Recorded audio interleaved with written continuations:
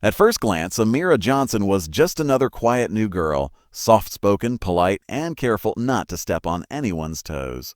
She kept her head down, walked the halls with purpose, and tried her best to stay invisible. But in a school like Westbridge Middle, silence was blood in the water, and predators like Chad Morgan were always looking for their next target. Chad was the king of cruelty, the kind of boy who fed off fear and laughter at someone else's pain. He saw Amira's quietness as weakness, and that mistake would cost him everything. What Chad didn't know was that behind Amira's calm eyes was a shadow far more dangerous than he could ever imagine. Her father wasn't a man to be trifled with. He wasn't a teacher, a cop, or some community leader. He was a name whispered in fear, a ghost in the criminal world with power that stretched across cities. And when Chad crossed the line, bullying the wrong girl at the wrong time, he didn't just make a fool of himself. He triggered a quiet storm that would turn his entire world upside down. This is the chilling story of how one careless act uncovered a hidden power no one saw coming, and how silence became the deadliest warning of all.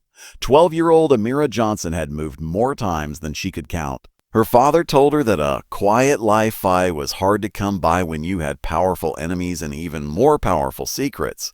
So she learned early on how to blend in. Don't talk too much, don't get too close. Don't trust anyone too quickly. Westbridge Middle School was just another pin on the map to Amira. A new place, new lockers, new teachers, new stairs.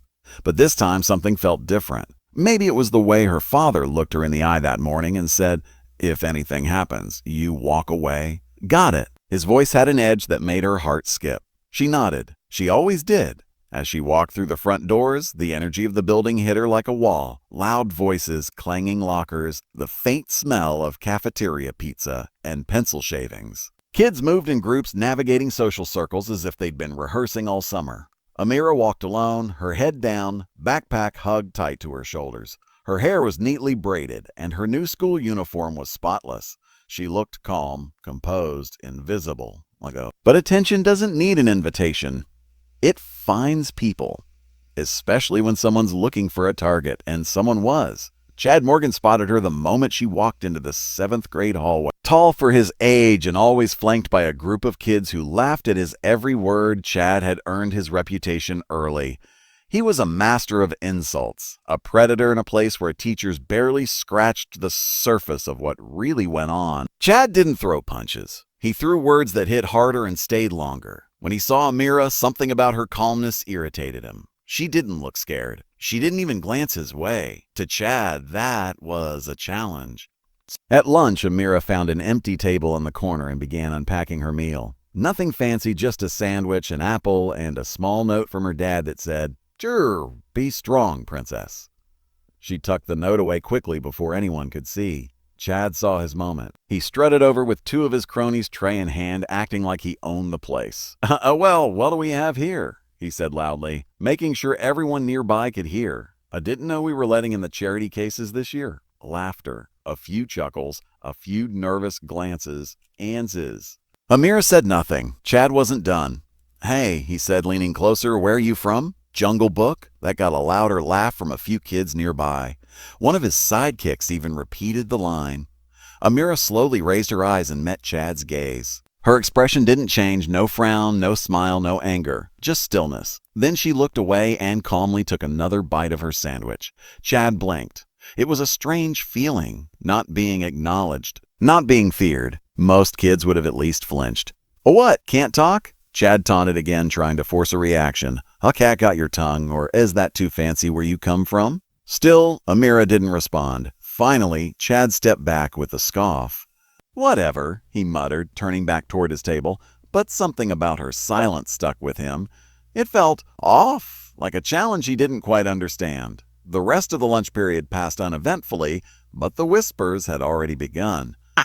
Some kids were talking about the new girl. Others were already making up stories. Chad had made his move, but Amira hadn't played her part. She didn't cry, didn't yell, didn't even look uncomfortable. That was what people expected, and that's what made her different. In the hallway after lunch, a girl named Lee, who sat 2 seats down, leaned over and whispered, "Okay?" Amira nodded once. "Yeah." He's just loud. Lee looked around, lowering her voice. Yeah, but he can be mean. You should probably stay away from him. Amira zipped up her binder and gave a small smile. Thanks for the warning. Lee hesitated. What's your name? Amira. I'm Lee. If you ever need anything, I can help. Amira appreciated the gesture, but she knew better than to trust kindness right away. People were unpredictable, especially kids. She gave another polite smile and turned to head to her next class. Later that day, Chad passed Amira in the hallway and bumped into her shoulder, deliberately. Oops, he said, not even looking back. Amira simply adjusted her bag and kept walking. No words. No reaction, just that calm, unnerving silence. By the time the final bell rang, Chad was annoyed. He didn't know why this one girl was still on his mind. Something about her made him feel uneasy, but he didn't understand it yet. Amira walked home that day with steady steps, the soft wind tugging at the hem of her uniform skirt. At the end of the street, parked just far enough away from the school, was a black SUV, tinted windows. Engine idling. She didn't even glance at it. Inside the vehicle, a man sat in the driver's seat watching the school through mirrored sunglasses. His phone buzzed once. He looked down at the screen. Day 1. All clear. He slid the phone back into his pocket and smiled. Amira was just getting started. The first day had been rough, but the days that followed were worse. Chad Morgan wasn't the kind of person to let things go. And something about Amira Johnson's calm silence unnerved him so deeply he couldn't stop thinking about her. She didn't cower. She didn't complain. And worst of all, she didn't care about his attention. To Chad, that felt like disrespect. So he made her his new project. It started with little things. In the hallway, he stuck his foot out and tripped her. She stumbled but caught herself before she hit the floor. No one laughed. Just an awkward pause, then the shuffle of feet and murmurs. Amira straightened her backpack and walked on, silent as always. The next day, he accidentally spilled water into her open bag when she left it on the table during lunch. Books soaked, papers ruined.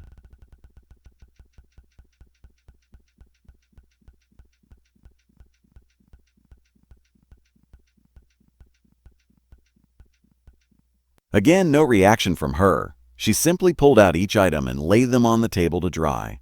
A teacher walked by, but Amira said nothing. By the end of the week, he had spread a rumor that Amira was a charity case, that her family lived in a shelter, and the school only let her in because they felt sorry for her. It was a lie, but lies didn't need truth to spread. Amira heard the whispers in the hall. She noticed the looks, the turned heads, the sudden silences when she walked past. But she never spoke up, never flinched. What Chad didn't know, what none of them knew, was that Amira wasn't dealing with this alone. Each day, across the street from Westbridge Middle, a black SUV sat parked in the same spot. Tinted windows, engine idling. Inside sat a man dressed in black, tall, broad-shouldered, with a Bluetooth earpiece in his ear and a cold stare that never left the school's entrance. His name was Victor. He didn't talk much. He didn't smile. He wasn't there to intervene, only to observe. He reported everything back to one person, Marcus Johnson, Amira's father, and Marcus didn't like what he was hearing. On Friday afternoon, it all came to a boiling point. The school bell rang, and students flooded into the hallways like waves crashing against lockers. Amira moved through the crowd as usual, calm and focused. She had learned to dodge elbows, ignore the stares, and keep her eyes on the exit. But Chad wasn't finished. Not yet. As Amira rounded the back of the school building, taking her usual shortcut home, she heard footsteps behind her. Fast. Heavy. Before she could turn around, Chad grabbed her shoulder and shoved her hard against the brick wall of the gym. Her backpack slid down her arm and hit the ground. She stumbled, falling to her knees on the pavement. Her legs scraped sharply against the concrete. Blood, dirt, pot up! Her palms stung. You think you're better than me? Chad snarled. But too good to talk. Too proud to fight back. For the first time since she'd arrived at Westbridge, Amira's eyes filled with tears. Not from pain, but from something deeper. Not fear, not sadness, disgust. She stood slowly. Her scraped knee throbbed, but her posture was straight, calm, strong. She looked Chad in the eyes, those arrogant, empty eyes, and said in a quiet, steady voice, "You have no idea who you're messing with." Chad blinked. Just for a second, something flickered in his expression. Was it doubt? Confusion? Fear? Then he scoffed, trying to recover his usual swagger. "What's your daddy gonna do? Call the principal?" he sneered, grinning. Amira didn't answer. She just smiled. But it wasn't a regular smile. It was the kind of smile that made your skin crawl, like she knew something you didn't. Like she could see a future where you no longer mattered. And then she turned around and walked away. No threats, no screaming, no tears. Just that smile. Chad stood frozen for a few seconds, trying to process what had just happened. Something about that moment stayed with him. Oh, it clung to his chest like ice. Meanwhile, from across the schoolyard, Victor watched everything. His phone buzzed. He answered without taking his eyes off Amira. "She's okay," he said flatly. A kid pushed her down, scraped her knee. She got up, told him. The voice on the other end was calm, measured, and terrifying in its silence. Did he touch her face?" Marcus asked. "Us?" "No." Shoulder. "Knocked her down. He didn't see me." "A strike one," Marcus said. Click. Victor hung up, started the engine, and slowly pulled away. Later that evening, Amira sat at the dinner table across from her father. Her knee was bandaged, her hair freshly washed, her plate half full. Marcus watched her carefully. "You held your ground?" She nodded once. "I did what you taught me." He nodded back, calm.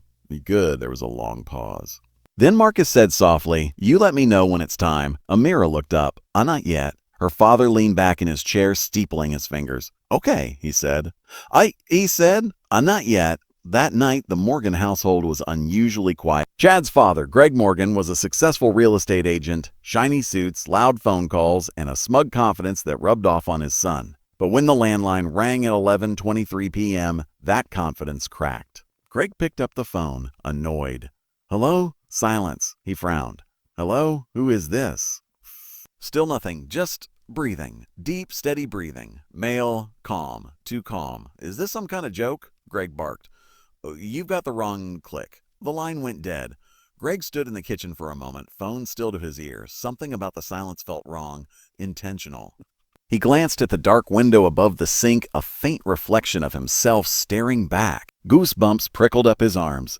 He tried to shake it off and headed back to bed, but his sleep came in restless waves. Something about that call felt like more than a prank. The next morning at Westbridge Middle, Chad strutted into school like usual, trying to bury the weird tension he felt from the night before.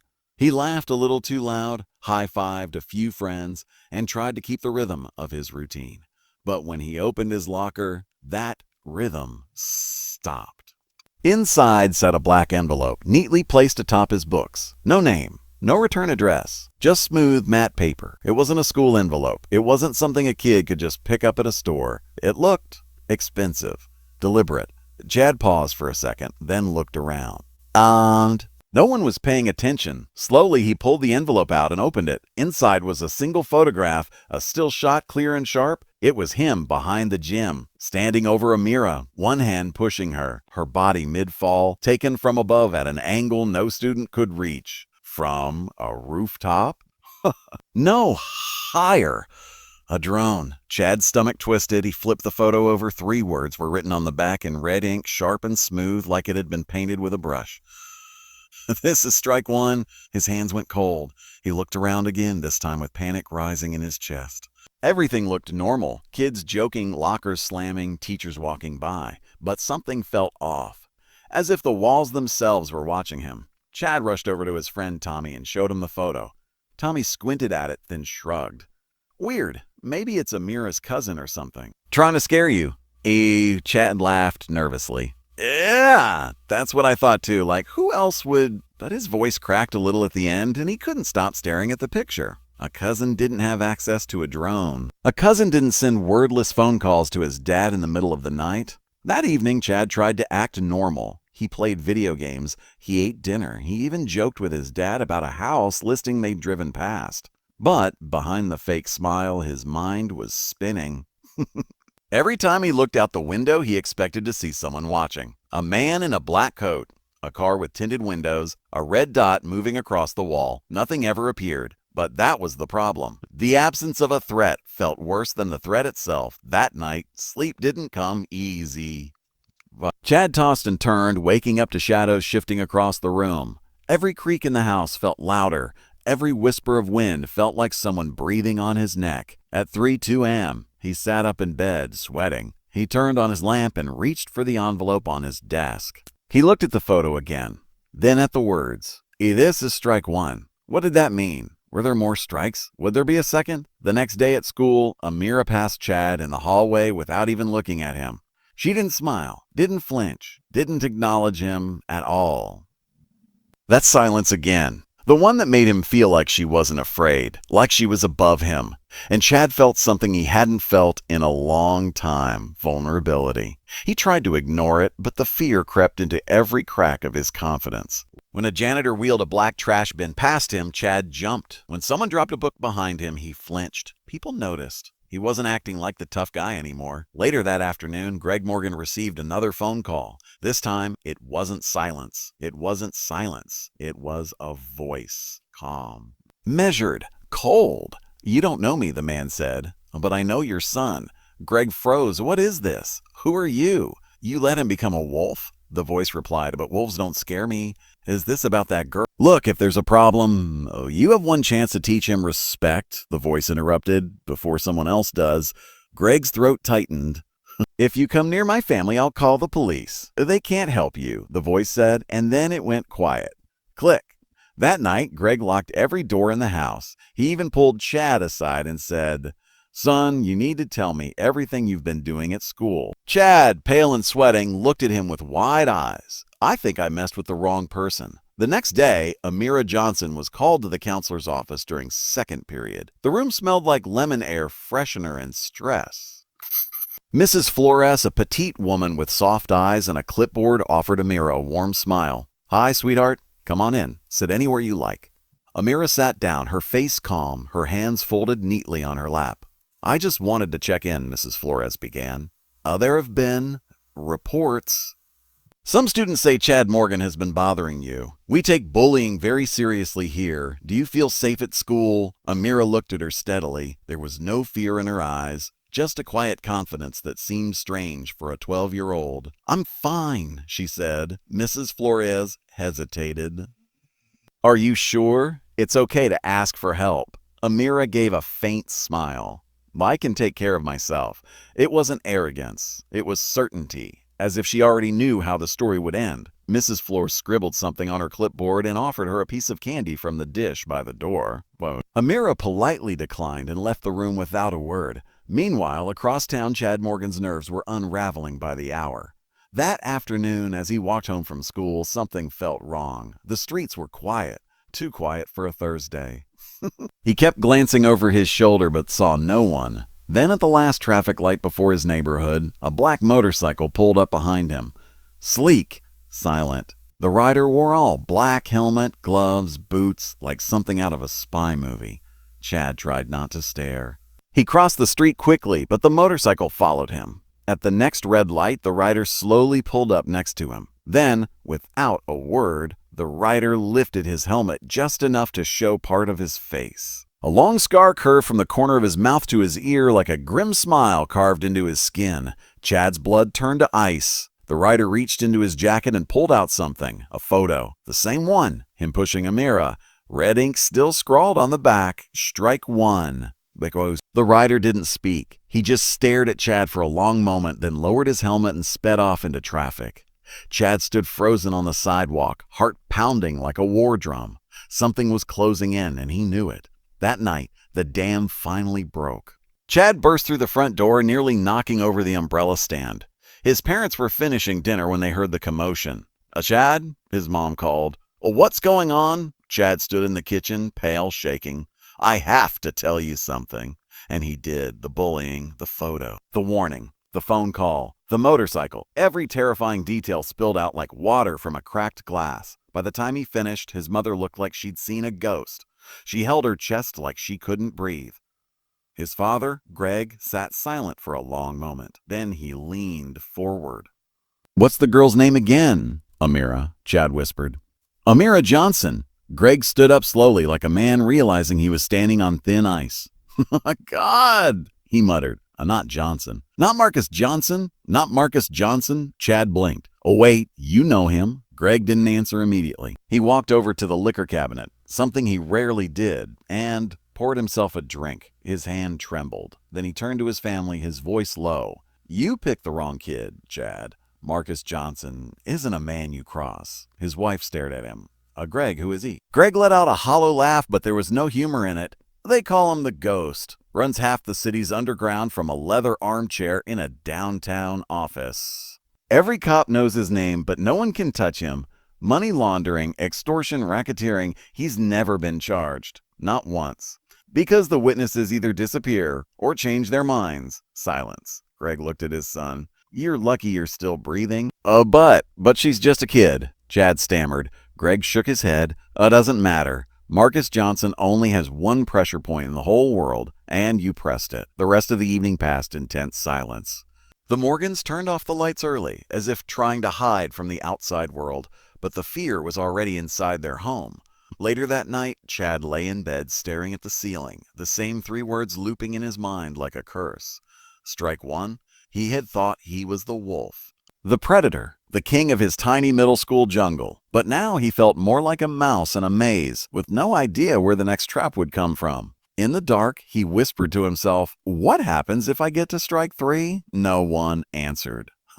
But somewhere far away in a high-rise office bathed in moonlight, Marcus Johnson leaned back in his chair, eyes closed, listening to a report.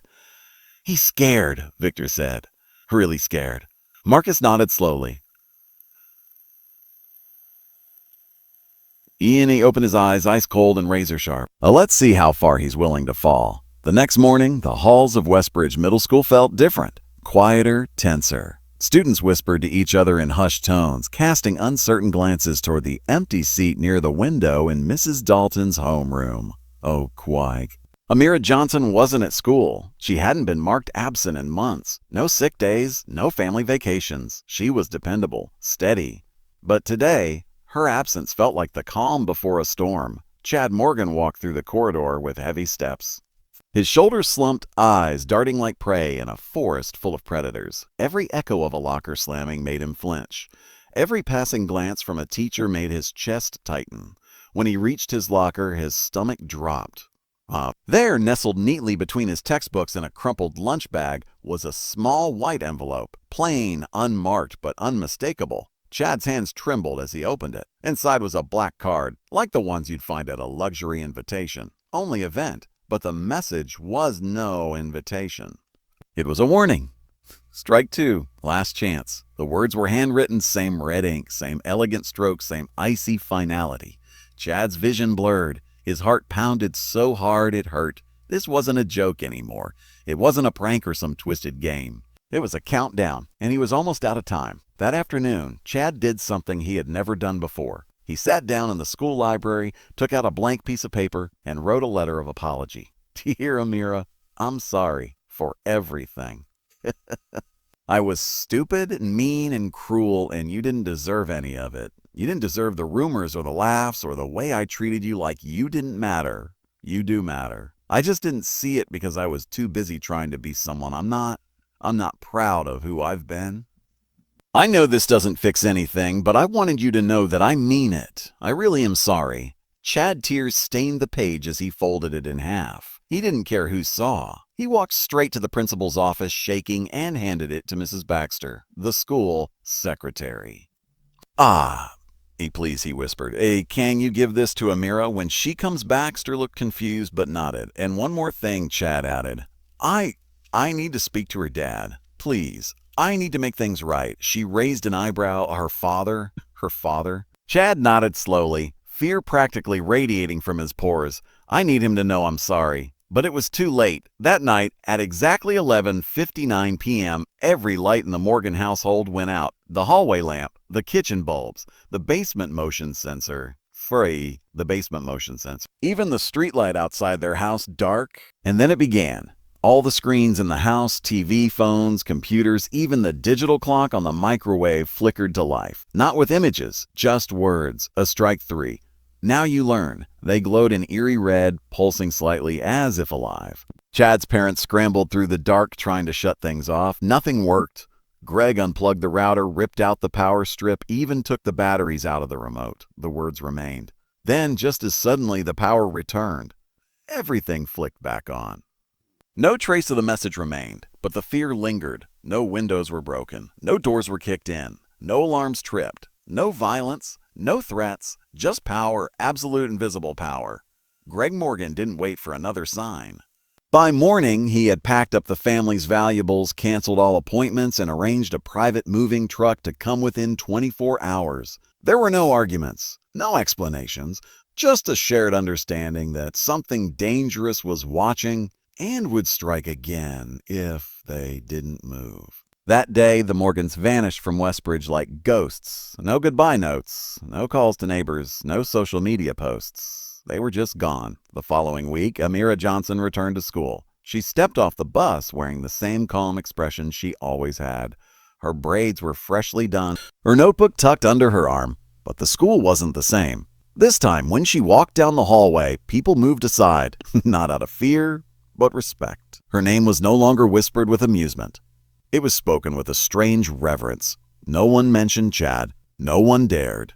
When a boy in the cafeteria accidentally knocked over her juice, he apologized 3 times and offered his own lunch. Amira simply smiled and went about her day. She never spoke about her father. She never needed to. That spring, a rumor circulated among the teachers. It was subtle, never confirmed, and always spoken in hushed tones. That Marcus Johnson had made a quiet visit to Westbridge. That he sat down with the school board not to threaten, but to observe. That he asked one simple question: how do you protect children from predators when the predators are also children? No one had an answer. And yet, after that meeting, school policies shifted.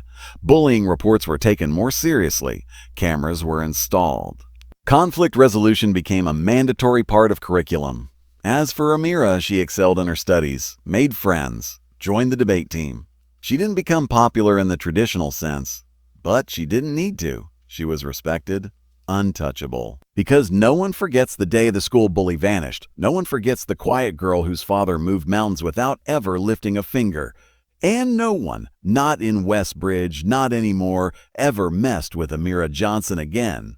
Let me know if you'd like the full story polished for a YouTube script format with intros, outros, and voiceover pacing suggestions. Amira never sought revenge. She didn't have to. The world around her learned that silence doesn't mean weakness, and kindness isn't permission to be walked over. She remained calm through the storm, not because she was scared, but because she knew power doesn't always need to roar. Chad became a name no one mentioned. The school quietly erased the incident, but the lesson stayed burned in everyone's mind. You never know who someone really is, or who they're connected to. And as for Amira, she walked through the halls with quiet pride. She didn't need to fight for respect. It was already hers.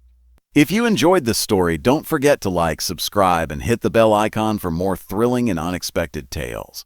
Every day, we drop a new story that dives deep into hidden realities and dramatic twists you won't see coming. What would you have done if you were in Amira's shoes? Drop your thoughts in the comments below. Until next time, stay curious, stay bold, and never judge a book by its cover.